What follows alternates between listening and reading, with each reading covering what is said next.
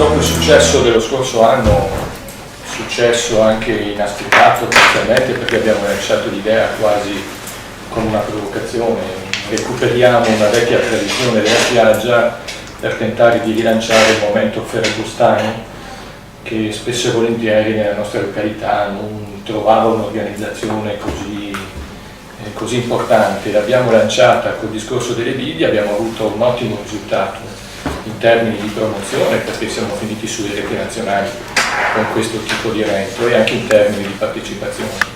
C'è stato un grande lavoro da parte dello stabilimento Astoria e da parte di tutti quelli, Rossano in primis, che ci hanno lavorato perché un conto è vedere le foto e vedere già tutto pronto è bello e dopo il problema è preparare tutto a monte. C'è stata quindi un grande lavoro, una buona sinergia tra tutte le categorie del turismo che ha portato a questo buon risultato e quest'anno ci siamo riproposti di rilanciare l'iniziativa dell'anno scorso ampliandola con un obiettivo, quello nel giro di qualche anno di riuscire a coinvolgere tutti gli stabilimenti del litorale. Quindi quest'anno, oltre alle biglie già presenti lo scorso anno, avremo le bocce che saranno presenti il giorno 14 presso lo stabilimento Bagni Lungomare, dove c'è già un impianto di bocce, dove c'è già una tradizione, per cui anche dal punto di vista organizzativo è meno dispendioso in termini di energie.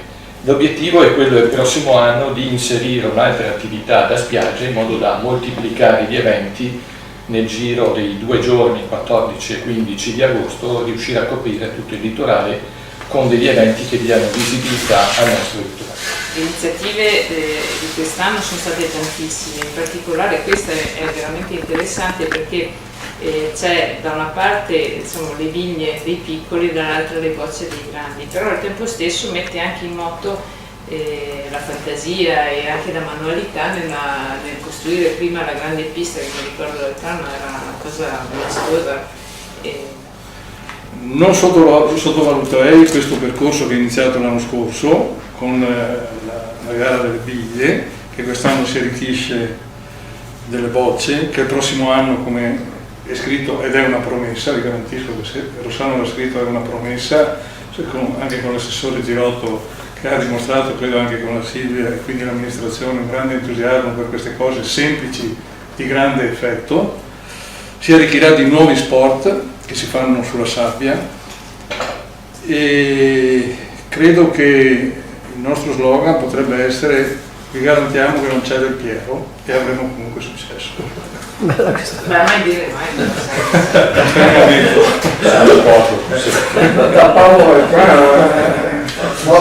È una promessa, cioè il principio è ogni anno inseriamo una nuova disciplina, quindi il primo anno è stata quasi nata quasi così per quasi, non dico in spiaggia, sotto l'ombrellone. Daniele ha visto proprio la genesi dell'idea, insomma, e si è sviluppata e questo grazie a Luciano ha detto di professionisti, io direi di super professionisti che si trovano qui al Centro Sportivo Astoria. La pista quando la costruite? Prepariamo il giorno la notte tra il 14. Sì, bravo,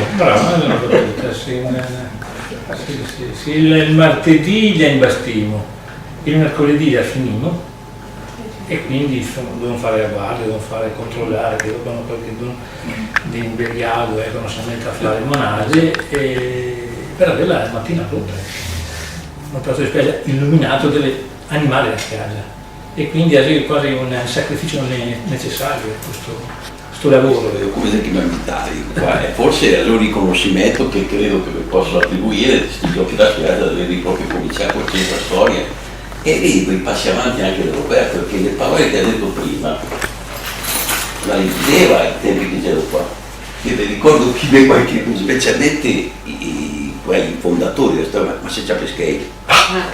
Invece Roberto adesso ha detto una cosa che veramente non so se avete colto come operatore della spiaggia, un convincimento completo, non del centro storia, ma di tutta per cui una risonanza nazionale. Questo è un grande passo avanti. Roberto, complimenti.